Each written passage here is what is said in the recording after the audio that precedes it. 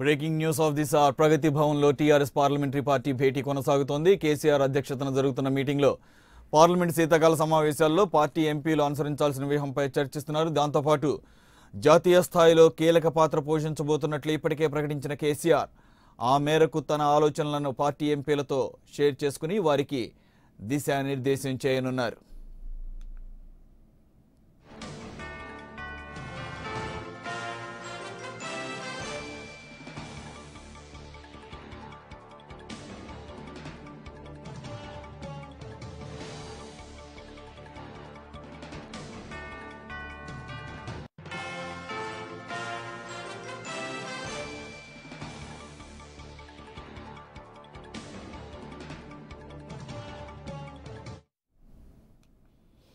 చూస్తున్నాం, ప్రగతి భవన్లో TRS parliamentary party భేటీ కొనసాగుతోంది. కేసీఆర్ అధ్యక్షతన జరుగుతున్నటువంటి ఈ భేటీలో ఎంపీలకందరికీ శీతాకాల పార్లమెంట్ సమావేశాల్లో ఏ విధంగా ముందుకెళ్లాలని దానిపై దిశానిర్దేశం చేస్తున్నారు.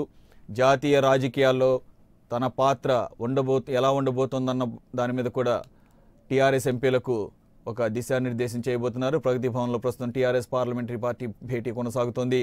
కేసీఆర్ అధ్యక్షతన జరుగుతున్న మీటింగ్లో పార్లమెంట్ శీతాకాల సమావేశాల్లో పార్టీ ఎంపీలు అనుసరించాల్సిన వ్యూహంపై ప్రధానంగా చర్చిస్తున్నట్లుగా తెలుస్తుంది. అలాగే దాంతోపాటుగా జాతీయ స్థాయిలో కీలక పాత్ర పోషించబోతున్నట్లు ఇప్పటికే ప్రకటించినటువంటి కేసీఆర్ ఆ మేరకు తన ఆలోచనలను పార్టీ ఎంపీలతో షేర్ చేసుకుని వారికి ఒక దిశానిర్దేశం చేయనున్నారు.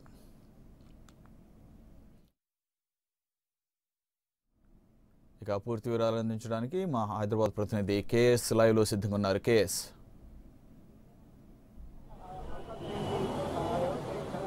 సూరి, కొద్దిసేపటి క్రితమే ప్రగతి భవన్లో ముఖ్యమంత్రి కేసీఆర్ అధ్యక్షతన టీఆర్ఎస్ పార్లమెంటరీ కమిటీ సమావేశం ప్రారంభమైంది. లోక్సభ, రాజ్యసభకు సంబంధించినటువంటి పార్టీ ఎంపీలు 18 మంది ఈ సమావేశానికి హాజరయ్యారు. ప్రస్తుతం కేసీఆర్ అధ్యక్షతన జరుగుతున్నటువంటి ఈ సమావేశం ఒకటి కీలకమైనటువంటి అంశాల మీద ఎంపీలకు కేసీఆర్ ఒక దిశానిర్దేశం చేయబోతున్నారు. ప్రస్తుతం పార్లమెంట్ శీతాకాల సమావేశాలు జరుగుతున్నాయి కాబట్టి ఈ సమావేశాలను ఉపయోగించుకుని తెలంగాణ రాష్ట్ర ప్రతినిధులుగా తెలంగాణ రాష్ట్రానికి రావాల్సినటువంటి కేంద్రం నుంచి రావాల్సినటువంటి పలు పెండింగ్ సమస్యల మీద ఎంపీలంతా కూడా కేంద్రంపై ఒక ఒత్తిడి తేవాలని, పార్లమెంట్లో టీఆర్ఎస్ పార్టీ ఎంపీల గలం ఘనంగా వినిపించాలనేటువంటి ఒక అంశాన్ని ఎంపీలకు ఒక దిశానిర్దేశం చేయబోతున్నారు. ముఖ్యంగా కేసీఆర్ చెప్పేదాని ప్రకారం నిన్న కూడా ముఖ్యమంత్రి కేసీఆర్ చెప్పారు, తెలంగాణ రాష్ట్రానికి కేంద్రం నుంచి వచ్చేటువంటి ఆర్థిక సహాయం విషయంలో ప్రతి ఏడాది కూడా మొండి చేయి ఎదురవుతోంది. ఖచ్చితంగా ఈ రాష్ట్రంలో ఉన్నటువంటి కొన్ని ప్రాజెక్టుల విషయంలో కానీ, సంక్షేమ పథకాల విషయంలో కానీ ప్రతి ఏడాది కేంద్రానికి బడ్జెట్ పెద్ద ఎత్తున నిధులు విడుదల చేయాలని ఎన్ని రిప్రజెంటేషన్స్ ఇచ్చినా కూడా కేంద్రం చిన్నచూపు చూస్తుందనేటువంటి ఆరోపణలు మొదటి నుంచి కేసీఆర్ చేస్తున్నారు. ఉదాహరణకు కాళేశ్వరం ప్రాజెక్టు విషయంలో కానీ, సంక్షేమ పథకాల విషయంలో కానీ సుమారు 50,000 కోట్ల రూపాయలకు పైగా తెలంగాణ రాష్ట్ర ప్రభుత్వం కేంద్రాన్ని ఇప్పటికే పలు రూపాయలు ఆర్జించడం జరిగింది. కాళేశ్వరం ప్రాజెక్టుకి 20,000 కోట్లు ఇవ్వడంతో పాటు జాతీయ హోదా లాంటి ఇవ్వాలని, 1 కోటి ఎకరాల మాగానికి నీరందిస్తున్నామని, అందుకే కేంద్రం ఈ ప్రాజెక్టుని జాతీయ హోదాగా గుర్తించాలనేటువంటి ఒక ప్రతిపాదన కూడా చాలాసార్లు పెట్టడం జరిగింది. అయినా కేంద్రం నుంచి ఆశించినటువంటి స్థాయిలో ఫలితాలు లేవని, ఖచ్చితంగా కేంద్ర నిర్లక్ష్య వైఖరిని ఈ పార్లమెంట్ సమావేశాలను బేస్ చేసుకుని పార్లమెంట్లో ఎంపీలంతా, టీఆర్ఎస్ ఎంపీలంతా కూడా కేంద్రాన్ని కడిగేయాలనేటువంటి ఒక ఆలోచనలో ఖచ్చితంగా ఉన్నారు. దానికి సంబంధించి ఎంపీలకు ఒక దిశానిర్దేశం అయితే ఖచ్చితంగా చేయబోతున్నారు. ఇకపోతే టీఆర్ఎస్ పార్టీ ఒక ప్రెస్టేజియస్ గా 2014లో ప్రభుత్వం అధికారంలోకి వచ్చిన తర్వాత 2016 ఆ సమయంలో మైనారిటీలకు 12% రిజర్వేషన్లను కల్పిస్తూ అసెంబ్లీలో తీర్మానం చేసి కేంద్రానికి కూడా పంపారు. రిజర్వేషన్ల పెంచాలని పలు పార్లమెంట్ సమావేశాల్లో కూడా కేంద్రంపై ఒత్తిడి తేవడం జరిగింది. కేంద్ర సమావేశాల్లో కూడా ప్రస్తావించారు. అయినా కేంద్రం ఈ అంశాన్ని పక్కన పెట్టిందని కేసీఆర్ ఆగ్రహం వ్యక్తం చేస్తున్నారు. అయితే మొదటి నుంచి కాస్త ఎన్డీఏ ప్రభుత్వం తీసుకున్నటువంటి విధి విధానాలను పార్లమెంట్లో టీఆర్ఎస్ ఎంపీలంతా కూడా సపోర్ట్ చేస్తూ వస్తున్నా కూడా ఇప్పుడు రాష్ట్ర ప్రయోజనాల దృష్ట్యా ఖచ్చితంగా ఇటు దేశంలో ఉన్నటువంటి మిగతా పార్టీలు చేసేటువంటి ఆందోళనతో పాటు టీఆర్ఎస్ పార్టీ కూడా మద్దతు ఇవ్వాలా లేదా అన్న అంశాన్ని చర్చిస్తున్నారు. అదేవిధంగా రాష్ట్ర ప్రయోజనాల విషయంలో మాట్లాడాల్సి వచ్చినప్పుడు మిగతా రాజకీయ పార్టీల సపోర్ట్ తీసుకొని కూడా ఖచ్చితంగా కేంద్రంపై ఒత్తిడి తేవాలి అన్నటువంటి ఒక మెసేజ్ని అయితే కేసీఆర్ ఎంపీలకు ప్రస్తుతం ఇస్తున్నట్టు మనకు సమాచారం అందుతోంది సూరి. ఇదంతా ఒక అంశం.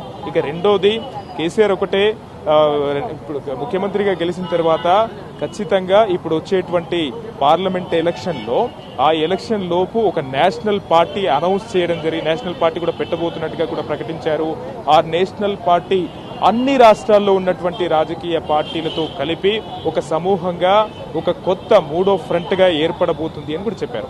అయితే ప్రస్తుతం పార్లమెంట్ సమావేశాలు జరుగుతున్నాయి కాబట్టి అన్ని రాష్ట్రాల నుంచి ఆయా పార్టీలకు సంబంధించినటువంటి కీలకమైనటువంటి ఎంపీలంతా కూడా ఉంటారు.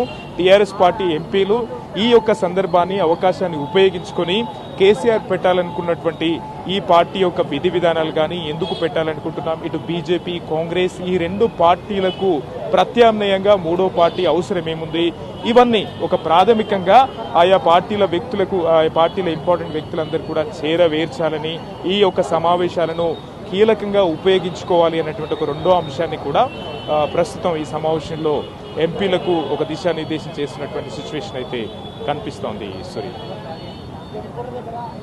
ఇప్పుడైతే తెలంగాణ అసెంబ్లీ ఎన్నికల్లో విజయదుందుబి మోగించిన తర్వాత మొట్టమొదటి ప్రెస్ మీట్లో చెప్పిన అంశాలని రేపు పార్లమెంట్ సమావేశాల్లో తెరాస ఎంపీలు ఏ విధంగా ముందుకెళ్ళబోతున్నారు అనే దాన్ని బేరీజ్ వేసుకోవడానికి ఇది ఒక చక్కటి అవకాశం. ఖచ్చితంగా మీడియాతో పాటు అందరూ కూడా ఏ విధంగా టీఆర్ఎస్ పార్లమెంట్ సమావేశాల్లో ముందుకెళ్ళబోతోంది, ఏ విధంగా ప్రభుత్వాన్ని నిజంగా దాన్ని ఏమంటారు కమిటెడ్గా ప్రభుత్వాన్ని ఇరుకుని పెడుతుందా లేదంటే ప్రభుత్వానికి అనుకూలంగా బిహేవ్ చేస్తుంది. ఎందుకంటే లాస్ట్ టైం పార్లమెంట్ సెషన్లో చూసాం, ఆంధ్రప్రదేశ్ ఒక పక్కన అవిశ్వాస తీర్మానం పెట్టి ఆంధ్రప్రదేశ్ ఎంపీలు దీని మీద చర్చ జరగాలని పట్టుబట్టినప్పుడు ఏఐడిఎంకే అలాగే టీఆర్ఎస్ వీళ్ళిద్దరూ కూడా ఫ్లోర్ మేనేజ్మెంట్లో భాగంగా వెల్లోకి వెళ్ళి పార్లమెంట్ సజావుగా సాగకుండా కొంత ప్రభుత్వానికి సహకరించారు, అవిశ్వాస తీర్మానం చర్చకు రాకుండా సహకరించారనే అపవాదం ఉంది.